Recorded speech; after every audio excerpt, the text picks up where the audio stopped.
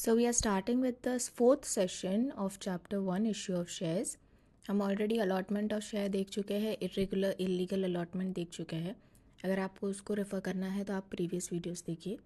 और इस सेशन में हम देखेंगे शेयर कॉल और शेयर फॉरफीचर आगे का जो चैप्टर है उसके बारे में. So let's begin with share call. तो हमने देखा था जब कंपनी शेयर एप्लीकेशन इनवाइट करती है तो उसको minimum 5% of face value call for करना है. ये मिनिमम है 5%. वो मैक्सिमम भी कर सकती है, 100% भी कर सकती है. अगर 10 रुपये का फेस वैल्यू है शेयर का, वो बोल सकती है कि आप पूरा मुझे 10 रुपये शेयर एप्लीकेशन मनी के टाइम पे ही दे दीजिए, या फिर आप मुझे फर्स्ट कॉल में ही दे दीजिए. नाउ सपोज कंपनी ने सिर्फ शेयर एप्लीकेशन मनी के टाइम पे 2 रुपये मांगे हैं आउट ऑफ 10 रुपीज़, तो 8 रुपीज़ अनपेड कैपिटल है. अब कंपनी को किसी भी पर्पस के लिए बाकी का अमाउंट कॉल फॉर करना है, तो वो डिसाइड कर सकता है कंपनी कि देखो 8 रुपीज़ अनपेड है, अभी शेयर होल्डर के पास से मुझे लेना है, तो मुझे पूरे 8 रुपये की ज़रूरत नहीं, मुझे 3 रुपये की ही ज़रूरत है. तो 3 रुपये वो कॉल फॉर करेगा. ये 3 रुपये is called a share call. So आप इस डिफरेंस को काफ़ी ध्यान रखिए. फेस वैल्यू ऑफ शेयर क्या है? 10 रुपये. उसमें से पेड शेयर कैपिटल क्या है? 2 रुपये. अनपेड शेयर कैपिटल क्या है? 8 रुपीज़. ये 8 रुपये में से जो 3 रुपये है सिर्फ वही शेयर कॉल है. बाकी जो 8 में से 8 माइनस 3 5 रुपये है वो अनपेड शेयर कैपिटल ही रहेगा. वो 5 रुपये शेयर कॉल नहीं माना जाएगा. सिर्फ 3 रुपये जो कंपनी ने मांगा है वही शेयर कॉल रहेगा. So what ever the company has actually called for, only that is known as share call. So call on share means amount payable for the share called up by the company. भी ऐसा situation होता है जब अपने पास कोई सामान होता है और हमने पैसे रिटर्न नहीं किए हैं, पैसे नहीं दिए हैं उसके पूरे, तो वो हमारी रिस्पॉन्सिबिलिटी होती है कि कंप्लीट पैसे देना. तो इस तरीके से शेयर होल्डर की भी रिस्पॉन्सिबिलिटी है कि वो जो 8 रुपये अनपेड है, शेयर्स तो मुझे मिल गए हैं लेकिन 8 रुपये अभी भी अनपेड है, वो पैसा कंपनी को देना 8 रुपये, वो शेयर होल्डर की रिस्पॉन्सिबिलिटी है. अब इसके प्रोविजंस क्या है शेयर कॉल से related? Firstly, articles of association में इसका प्रोविज़न होना चाहिए कि आप शेयर कॉल इनवाइट कैसे करोगे, उसका पूरा प्रोसीजर क्या रहेगा, नोटिस कैसे दोगे, ये सारी चीज़ें आर्टिकल्स ऑफ एसोसिएशन में मेंशन होनी चाहिए. अगर आर्टिकल्स में मेंशन नहीं है तो आप शेयर कॉल नहीं कर सकते हो. शेयर कॉल नहीं करोगे तो क्या करोगे? फर्स्ट चीज़ तो आपको ये करना पड़ेगा कि पूरे का पूरा पैसा शेयर एप्लीकेशन मनी के टाइम पे ही ले लो, अगर आर्टिकल में शेयर कॉल का प्रोविज़न नहीं है तो. नेक्स्ट है कि अगर सेम क्लास के जो शेयर्स है उससे आप सेम अमाउंट कॉल फॉर करोगे. फॉर एग्जांपल आपके पास इक्विटी शेयर्स है, प्रेफरेंस शेयर्स भी है, तो कंपनी डिसाइड कर सकती है कि ठीक है, मैं प्रेफरेंस शेयर्स के पास से 4 रुपये लूँगा और इक्विटी शेयर के पास से 3 रुपये लूँगा, नो इशू. बट अगर इक्विटी शेयर सेम क्लास है, इक्विटी शेयर आपने रिटेल इन्वेस्टर्स को भी इशू किया होगा, एम्प्लॉयज़ को भी इशू किया होगा, तो आप ये नहीं बोल सकते हो कि सेम इक्विटी शेयर्स मैं रिटेल इन्वेस्टर के पास से 3 रुपये लूँगा लेकिन मैं खुद के एम्प्लॉय के पास से सिर्फ 1 रुपये शेयर कॉल लूँगा. वैसा नहीं हो सकता है. सेम क्लास ऑफ शेयर्स है तो आपको retail investor, employ, high net investor सबके पास से यूनिफॉर्मली 3 रुपये ही लेना है. So call on the same class of shares must be uniform without any biased. Next है, सारे आपके जो डिसीजन होते हैं उसके लिए आपको बोर्ड ऑफ डायरेक्टर का मीटिंग बुला के रेजोल्यूशन तो पास करवाना ही रहता है. अब आप शेयर होल्डर्स को कैसे बताओगे कि मैं शेयर कॉल कर रहा हूँ?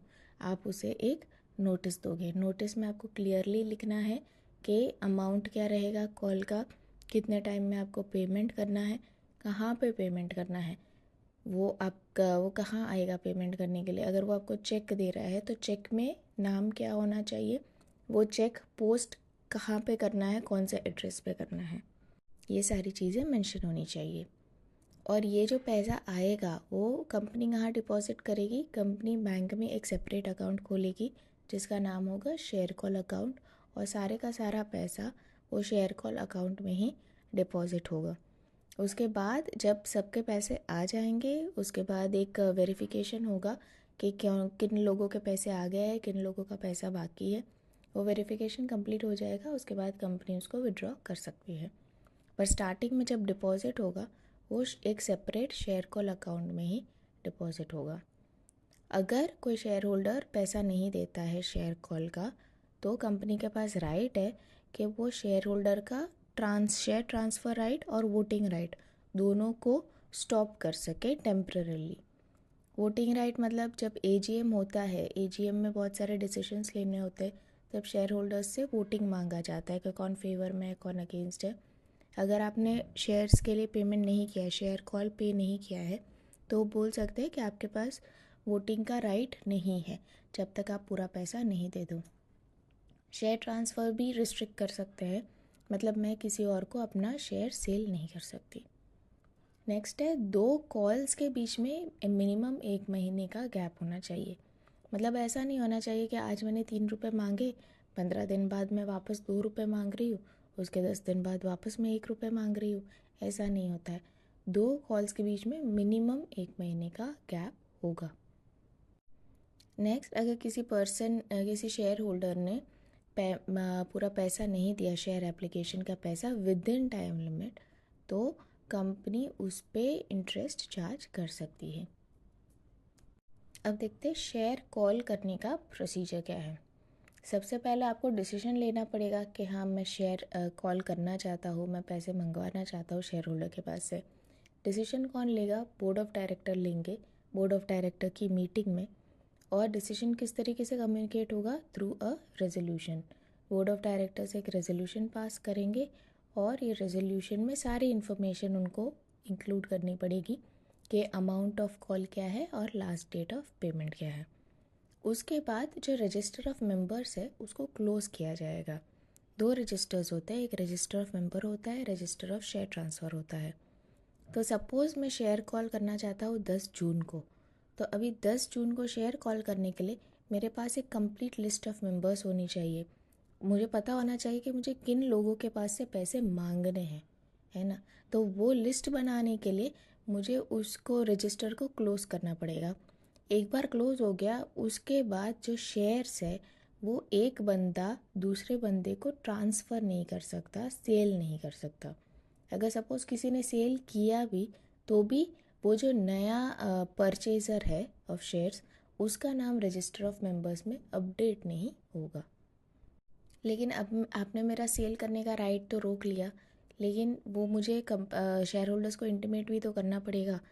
तो न्यूज़पेपर में रजिस्टर ऑफ मेंबर्स और रजिस्टर ऑफ शेयर ट्रांसफ़र को क्लोज़ करने के 7 डेज़ पहले मुझे न्यूज़पेपर में ऐड देना पड़ेगा, ताकि ड्यूरिंग दिस टाइम कोई भी अपने शेयर्स ट्रांसफ़र ना करे।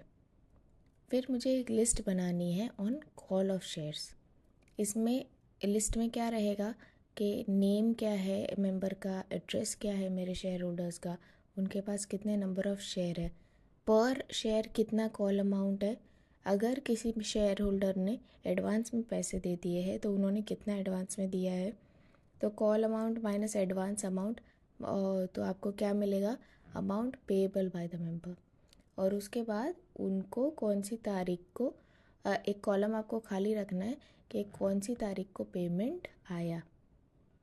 नेक्स्ट है, आपको ये लिस्ट पूरा बना के बैंक को देना है, और बैंक को आप बोलेंगे कि देखो ये पूरी लिस्ट है मेरे मेंबर्स की, इनमें से किसी के पास भी ये पैसा आता है तो आप डायरेक्ट मेरे शेयर कॉल अकाउंट में डिपॉजिट कर दीजिएगा। उसके बाद आपको शेयर कॉल का नोटिस देना है। ये हर एक शेयर होल्डर या हर एक मेंबर को उनके घर पे रजिस्टर्ड पोस्ट के थ्रू एक लेटर जाएगा। लेटर में लिखा होगा कि आपके पास 500 शेयर है, पर शेयर में 3 रुपये ले रहा हूँ, तो आपके पास से मुझे 1500 रुपये लेने हैं। तो काइंडली आप एक चेक, ये नाम पे एक चेक लिखिए और ये एड्रेस पे इसको सेंड कर दीजिए। और ये जो लेटर है वो कब पहुंचना चाहिए शेयर होल्डर को? At least 14 days before prescribe date of payment. मेरा डेट ऑफ पेमेंट है सपोज़ 20 जून, तो ये शेयर होल्डर को ये लेटर कब पहुंचना चाहिए? बिफोर 6 जून, 14 डेज पहले पहुंच जाना चाहिए।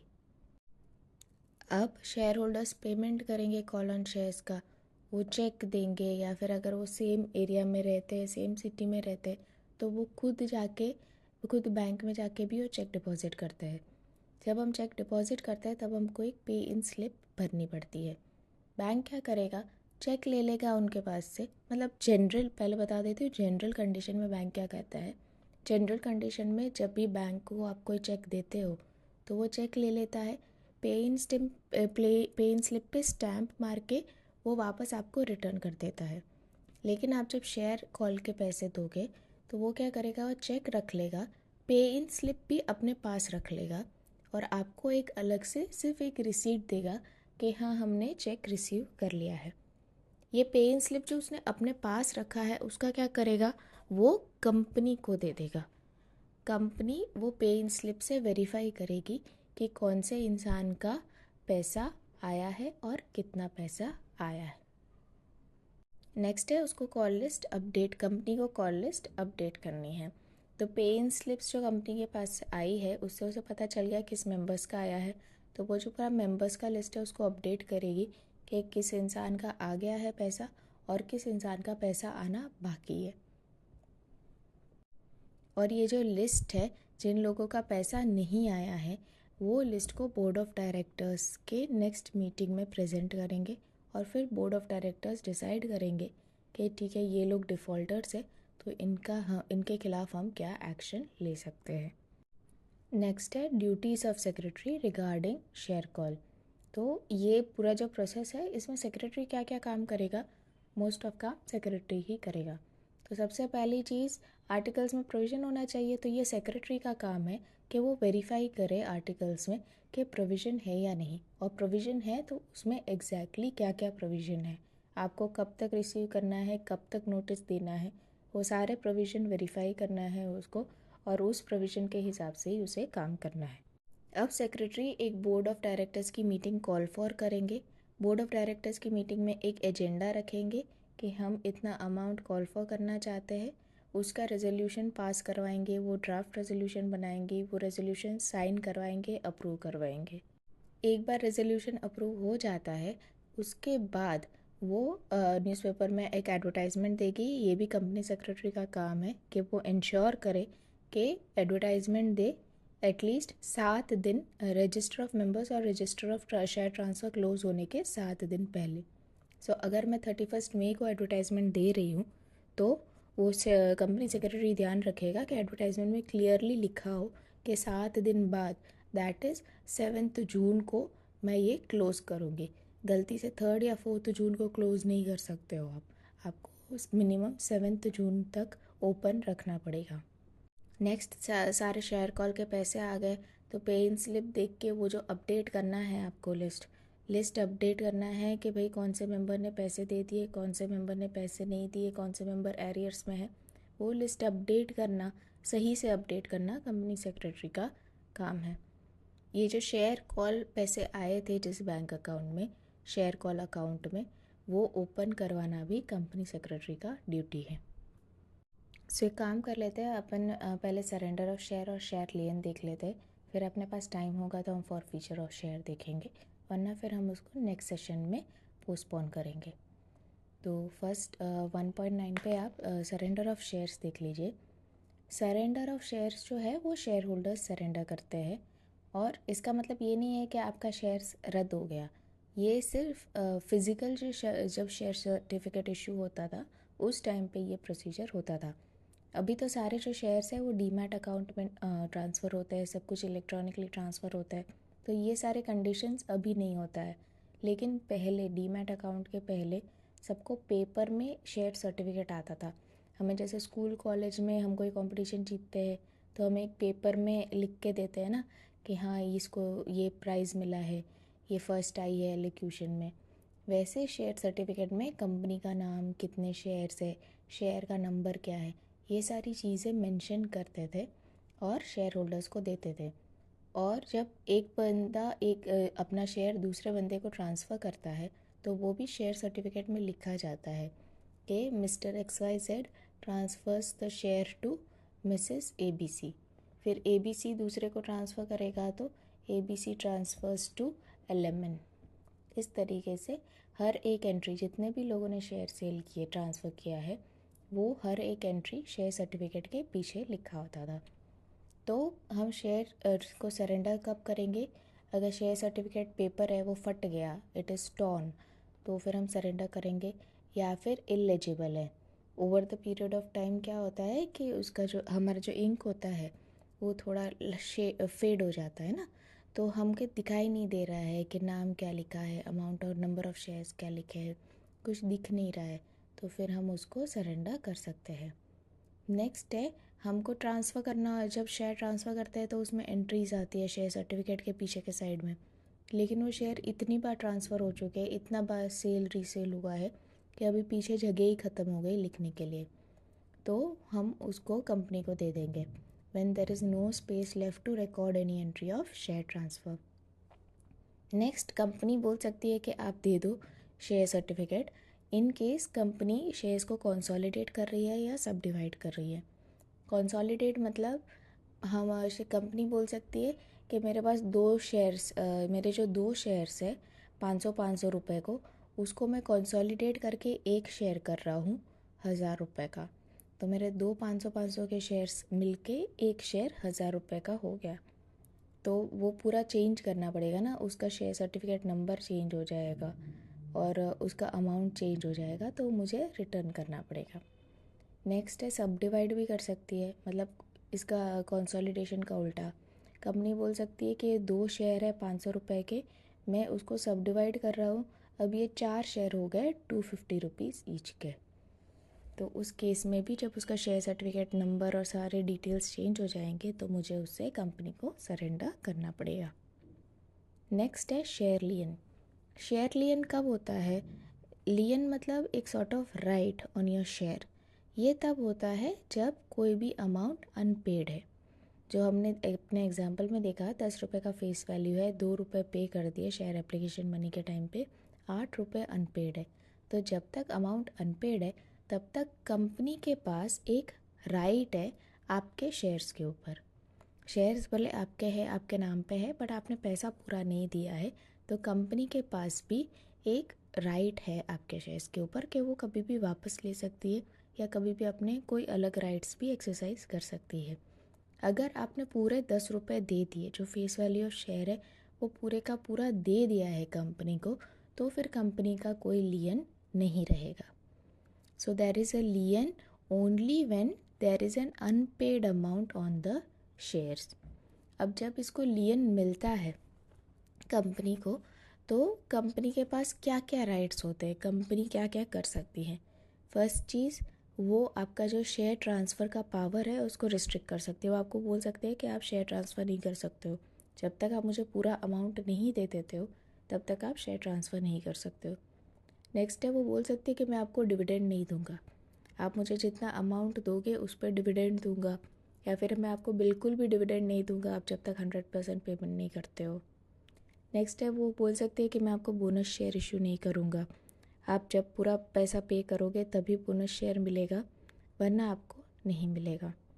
और फिर वो आपके वोटिंग राइट्स, AGM में जो आप वोट करने वाले हैं, तो वो आपको बोल सकते हैं कि नहीं, आप वोटिंग नहीं कर सकते हो आप ये AGM में, जब तक आपके राइट्स सस्पेंडेड है। नेक्स्ट है शेयर डिविडेंड। तो शेयर डिविडेंड में क्या होता है, कंपनी का जितना भी प्रॉफिट होता है at the end of the year वो शेयर होल्डर्स के बीच में डिस्ट्रीब्यूट होता है। तो ये जो प्रॉफिट है वो कैसे डिसाइड होता है? सपोज़ मेरे सारे इनकम माइनस सारे एक्सपेंसेस करके मेरे पास 100 करोड़ बाकी हुए हैं, लेकिन ये 100 करोड़ में से कंपनी बोल रही है कि फ्यूचर में हमको प्लांट लगाना है नया, हमको नई मशीनरी ख़रीदनी है, तो हम पूरा 100 करोड़ को ऐसे डिस्ट्रीब्यूट नहीं कर सकते, हमको एटलीस्ट 60 करोड़ 70 करोड़ का रिज़र्व बनाना है। तो ये 100 करोड़ में से 60-70 करोड़ का रिज़र्व बनेगा। बाकी का जो 30 करोड़ है, वो 30 करोड़ में से भी पहले प्रेफरेंस शेयर होल्डर्स है उनको डिविडेंड देंगे, क्योंकि प्रेफरेंस शेयर होल्डर्स में हमने देखा था कि उनका रेट ऑफ डिविडेंड फिक्स्ड होता है और प्लस उसको इक्विटी शेयर होल्डर्स से पहले डिविडेंड मिलता है। तो सपोज़ प्रेफरेंस शेयर होल्डर्स को हम उनका डिविडेंड दे देंगे ये 30 करोड़ में से। सपोज़ उनका डिविडेंड होता है 10 करोड़, तो अभी कितना बाकी रहा, 20 करोड़ बाकी रहा। 20 करोड़ हम सारे इक्विटी शेयर होल्डर्स में इक्वली डिस्ट्रीब्यूट करेंगे। तो हमको क्या करना है, 20 crore divide by number of जो भी शेयर्स है हमारे सर्कुलेट हो रहे हैं उसके साथ हमको डिवाइड करना है, और हमको एक परसेंटेज मिलेगा जो कि हमारा डिविडेंड का रिटर्न होगा। सपोज़ मैं बोलती हूँ कि 7% है मेरा डिविडेंड, तो ये डिविडेंड ये जो अमाउंट है ये डिविडेंड है, वो सारे शेयर होल्डर्स में डिस्ट्रीब्यूट होगा। और ये जो डिविडेंड रहेगा वो पर शेयर का रहेगा, मतलब जिसके पास 100 रुपये है, 100 शेयर्स है, उनको 100 शेयर्स का डिविडेंड मिलेगा। जिसके पास 5000 शेयर्स है उसको 5000 शेयर का डिविडेंड मिलेगा। सो share of divisible profit distributed by the company among its shareholder on the basis of paid up share capital of the shares held by them in the form of cash or share or in any other form। तो इसमें दो चीज़ आपको ध्यान रखनी है, paid up share capital के proportion में है। 10 रुपये का फेस वैल्यू है, उसमें मेरा सिर्फ 2 रुपये पेड अप शेयर कैपिटल है। मेरा 2 रुपये है, किसी और का हो सकता है 5 रुपये पेड अप शेयर कैपिटल हो, तो फिर जो मेरा डिविडेंड है वो प्रोपोर्शनेटली उतना रिड्यूस हो जाएगा। मैंने जितना अमाउंट पे किया है उसी प्रोपोर्शन में मुझे डिविडेंड मिलेगा। और डिविडेंड किस तरीके से मिल सकता है, कैश में मतलब मेरे बैंक अकाउंट में आ सकता है, या फिर कंपनी ये डिसाइड कर सकती है कि ठीक है हम सब लोगों को बोनस शेयर इशू करेंगे, हम उनको कैश नहीं देंगे बट हमारी कंपनी का एक एक्स्ट्रा शेयर सबको इशू कर देंगे, तो वो शेयर के फॉर्म में भी आपको डिविडेंड दे सकती है। अभी डिविडेंड भी दो टाइप के होते हैं, इंटरिम एंड फाइनल। इंटरिम मतलब 6 महीने बाद 8 महीने बाद एक बोर्ड मीटिंग में डिसाइड करते हैं कि ठीक है हम एक इंटरिम डिविडेंड देते हैं।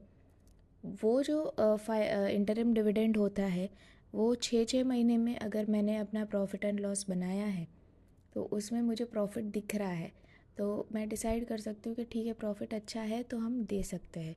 लेकिन वो फाइनल प्रॉफिट नहीं है, फाइनल प्रॉफिट तो मार्च में पता चलेगा, तो मार्च में मैं जाके अपना फाइनल डिविडेंड और एक बार दे सकती हूँ। अभी डिविडेंड डिक्लेयर करने का प्रोसीजर क्या है, पहले तो मार्च में मेरे सारे अकाउंट्स फाइनल हो गए, मुझे अपना प्रॉफिट पता चलेगा। उसके बाद मार्च के बाद जब मेरी पहली बोर्ड ऑफ डायरेक्टर्स की मीटिंग होगी उसमें ये बैलेंस शीट और प्रॉफिट एंड लॉस प्रेजेंट किए जाएंगे बोर्ड ऑफ डायरेक्टर्स को। वो उस प्रॉफिट एंड लॉस को अप्रूव करेंगे कि हाँ ठीक है ये सब सही है, हम लोग एग्री कर रहे हैं इससे। अभी ये प्रॉफिट एंड लॉस में जितना भी प्रॉफिट लिखा हुआ है उस पर वो लोग डिसाइड करेंगे कि नहीं हम इतना रिजर्व बनाएंगे, इतना हम डिस्ट्रीब्यूट नहीं कर सकते हैं। फिर वो लोग डिसाइड करेंगे कि हम कितना अमाउंट डिस्ट्रीब्यूट कर सकते हैं। उस अमाउंट पे फिर वो प्रपोज करेंगे कि ठीक है हमारा इस साल का प्रपोज्ड डिविडेंड है 7%। तो डायरेक्टर्स डिसाइड कर सकते हैं कि उनका प्रपोज्ड डिविडेंड है 7%। अभी भी ये प्रपोज्ड ही है, डायरेक्टर्स ने अप्रूव कर दिया फिर भी ये प्रपोज्ड ही है।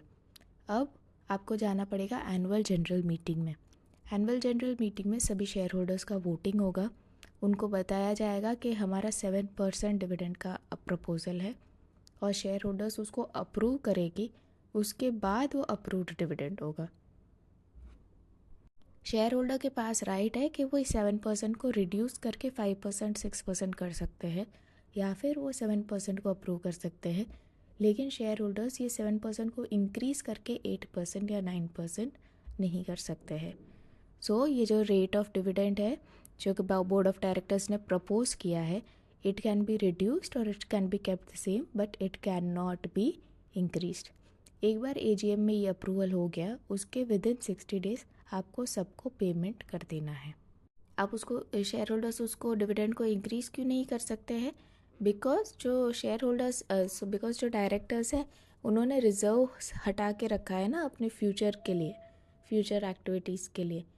तो अगर जो शेयर होल्डर्स है वो बोलते हैं कि नहीं हमको ज़्यादा डिविडेंड चाहिए, इसका मतलब आपके रिजर्व्स रिड्यूस हो जाएंगे और इसका मतलब आपको फ्यूचर में प्रॉब्लम आ सकता है। इसीलिए आप उसको रेट ऑफ डिविडेंड को इंक्रीज़ नहीं कर सकते हो, सिर्फ डिक्रीज़ या सेम रख सकते हो। ये बहुत ही लंबा चैप्टर हो जाएगा, so will try to do share forfeiture in next session.